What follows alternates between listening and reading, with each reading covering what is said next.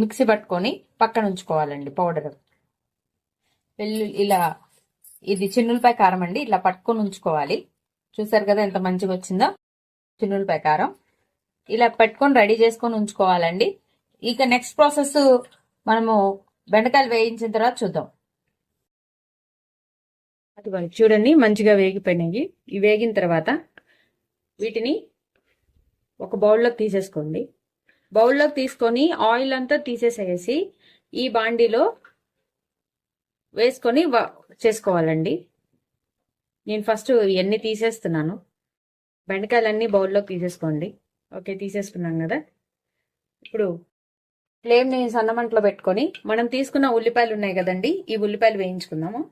ఇట్లా ఉల్లిపాయలు వేగిపోయినాయండి. వీటన్నిటిని ఒక బౌల్లోకి తీసుకోండి. దీన్ని మంట ఫ్లేమ్ తగ్గించుకోండి.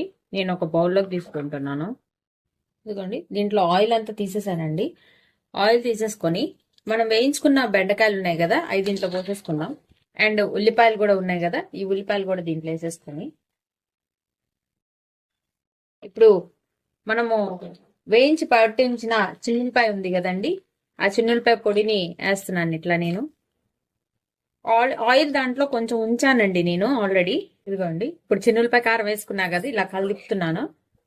చూసారు కదా ఎంత మంచిగా ఉందో, కమ్మటి వాసన కూడా వస్తుంది. ఎమ్మి ఎమ్మి బెండకాయ చిన్నులపాయ వేపుడు. చూసారు కదా ఎంత కమ్మగా ఉందో, మంచిగా అన్నంలోకి కలుస్తుంది. అంతేనండి, బెండకాయ చిన్నులపాయ వేపుడు రెడీ అయిపోయింది.